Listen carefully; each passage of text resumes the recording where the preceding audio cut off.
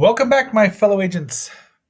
It is I, X7, your agent of Invisible Awesome, because you can't really see me here, and also the host of Zenorama, the podcast of heroes and monsters. Today we are reviewing the 1942 Invisible Agent, a semi-sequel. Well, it's a sequel to the 30s Invisible Man. It made a lot of money, and we'll get into that. But before we do, please like, share, subscribe, leave me a comment. Let me know what you think about this movie. I've got some thoughts about it that I didn't think of before until recently. And if you're ready, it's time to get on with the show.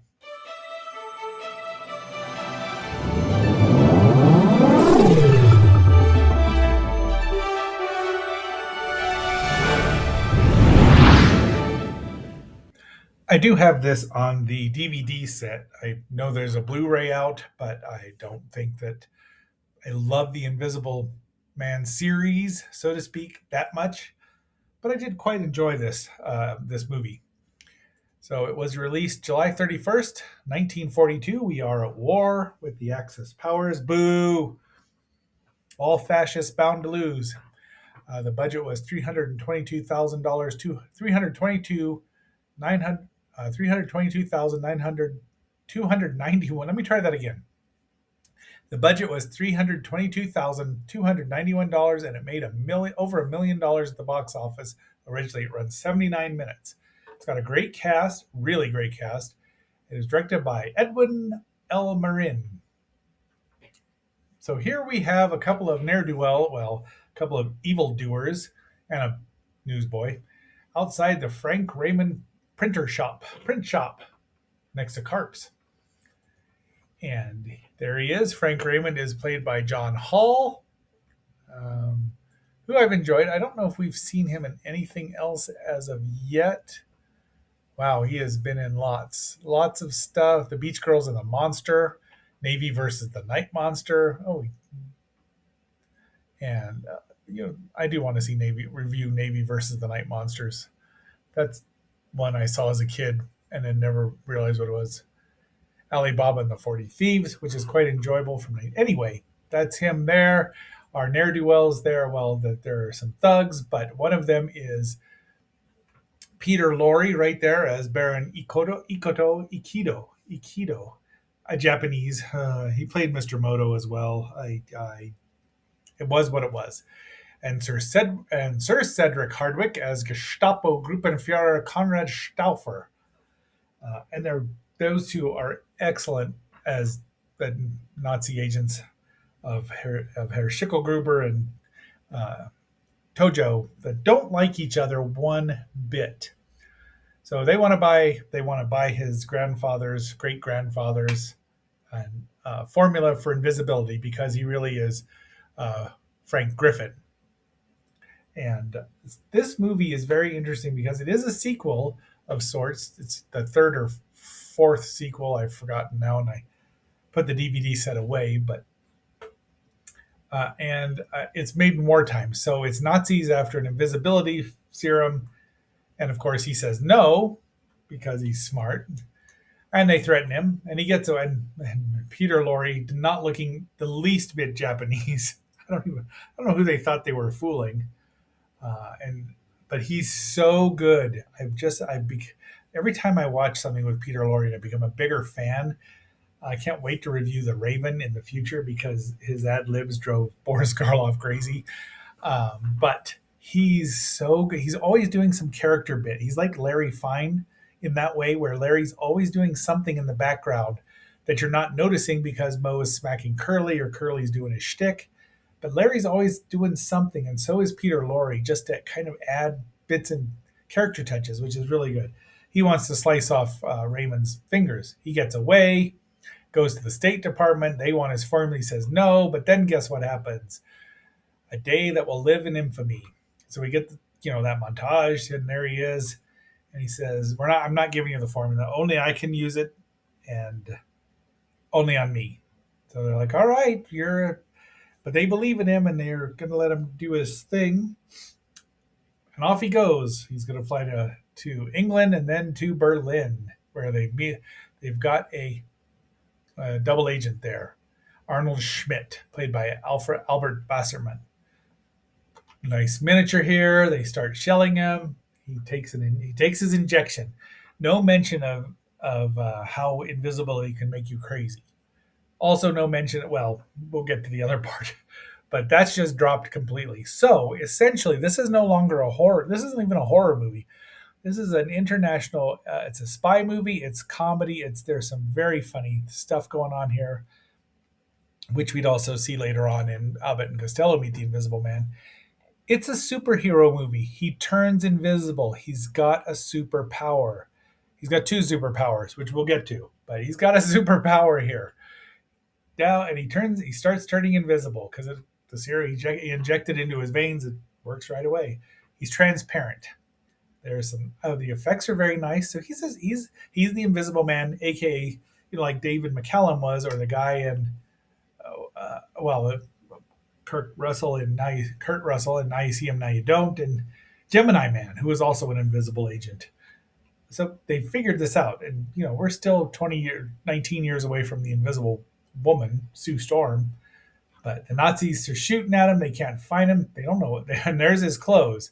So here's the other thing: he's running around naked, butt naked, because they didn't think of Captain Zero, Captain Midnight, one of the two, the pulp hero, who as long as he wore something not synthetic, that was made out of wool or something that was from an animal, it would turn invisible with him.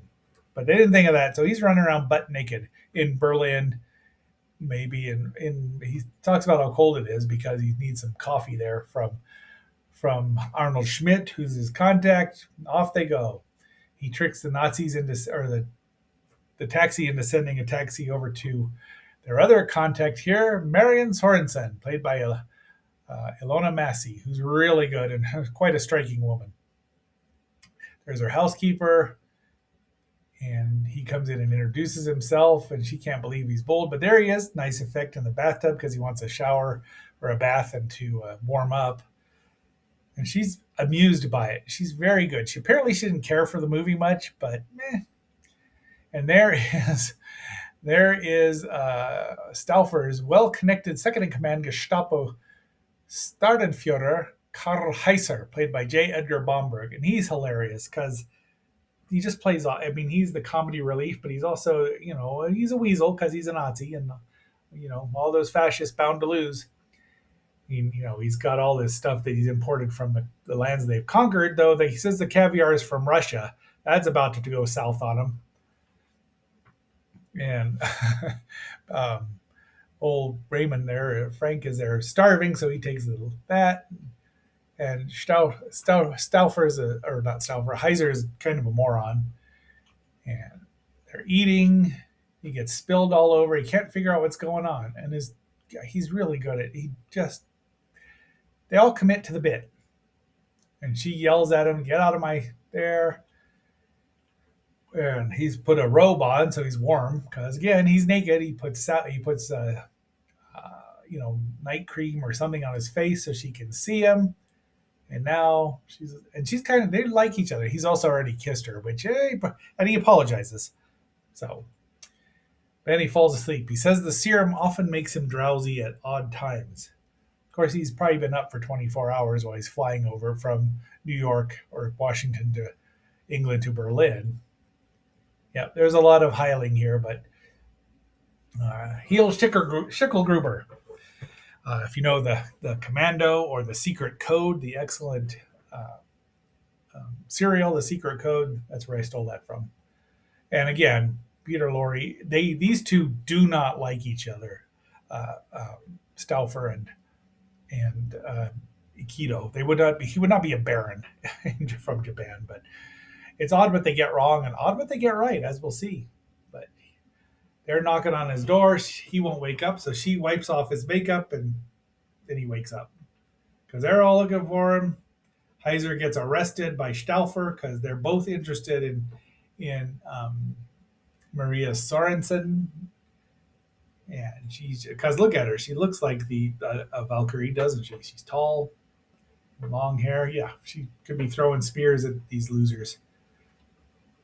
Meanwhile, Heiser knows he's there, so he plants an idea. gets caught. So they have a nice chat. I mean, the problem with some Nazis is they are smart and they're charming, whereas some Nazis are idiots and orange.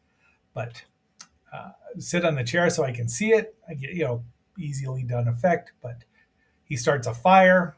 He throws a tomato. And the fireman, he calls for help. Firemen show up.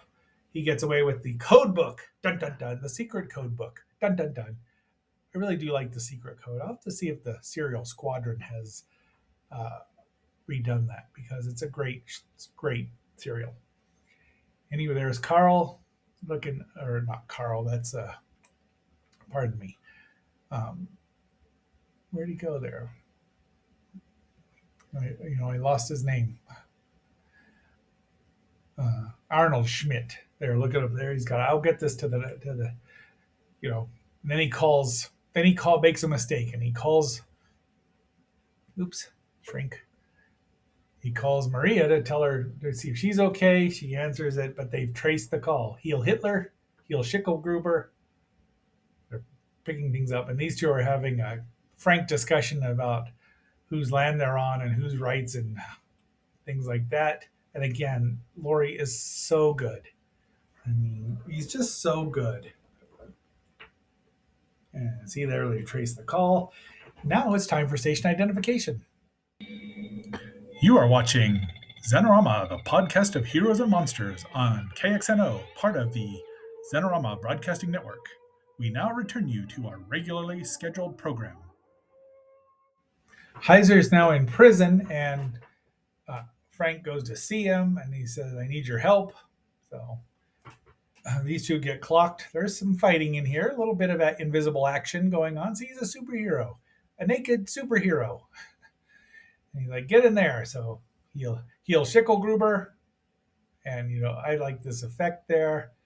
He makes him drive. And poor Arnold there has been captured and being tortured. And he believes that Maria has sold him out, that she's a double agent. But she's not. They drop a net. The Japanese have dropped a net full of fish hooks on him and capture him. He uses a karate chokehold. And he's watching the whole way. They don't know he's out there. So these two have been assigned to go kill him, Heiser, that is. And Stauffer wants him to wants Arnold to sign the thing saying that we didn't hurt you. And he says, I can't. You broke my fingers. A little bit of dark humor there. He calls him and wants a guarantee of his freedom at Wilhelm and Kochstrauss. And so, yeah. So he's in this thing. That doctor there is Key Luke, by the way, number one son as the surgeon, also the first Kato. And he's pulling the hooks out of him, but he's naked. Just keep that in mind. These hooks, yeah, it's full of fish hooks. We'll see. See those things? They're not small fish hooks. Yikes and gadzooks. So they have a heart-to-heart here. And he's like, nope, I'm not giving you that either. He's like, well, you don't have a choice because you're going with us, taking you to Japan. They've got Maria, and she's saying that she's still an enemy agent. But since they've, apparently the invisibility serum gives him a healing power, aside from not being freezing to death and, running around naked. So these two have a discussion about what goes on. There's a fight breaks out between the Japanese and the Germans. And right before they're trying to catch, they realize that Griffin has run away with Maria. And Stauffer is trying to leave. And Peter Lorre gives him this perfect judo chop and flip and kills him, stabs him. And then he's like, we have both failed. And this guy, and of course, Heiser is watching. These guys are saying, there he is. We have to go kill him. And he commits seppuku. He kneels down. It's not the traditional blade, the Japanese blade, but he does it. And they're dead. So the two top villains are dead. And he's telling Maria off. She's like, would you let me? She's trying to tell him something.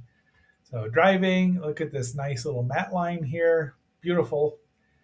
They blow up, and she's like she's being carried around. This is done in reverse, where they carry her out the door, or on wires probably, but they just reverse it.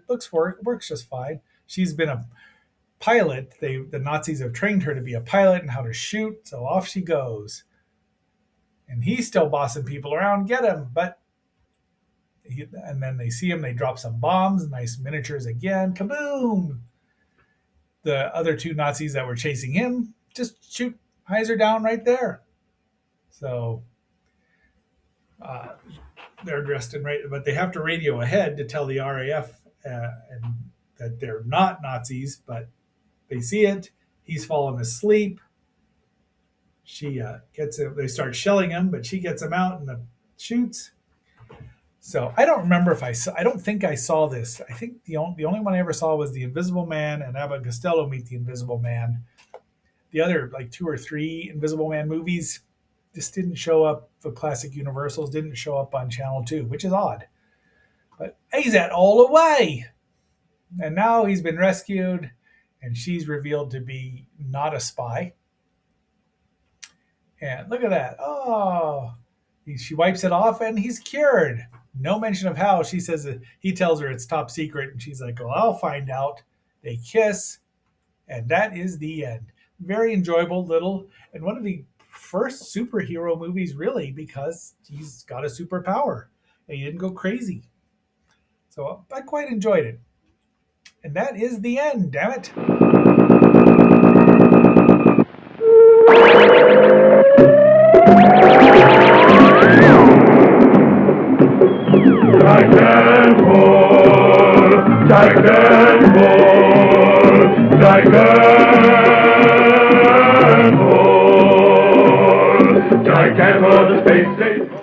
All right, my fellow agents, that is our movie for today. I really enjoyed it. And tomorrow we will be doing episodes 5 through 8 of Symbionic Titan, which I also really enjoy. We get to learn a little more of the back history of our heroes. It's quite good. So until that next assignment, this is X7 signing off and phasing out. And remember, don't take any invisibility serums. It probably will drive you crazy. Be seeing you.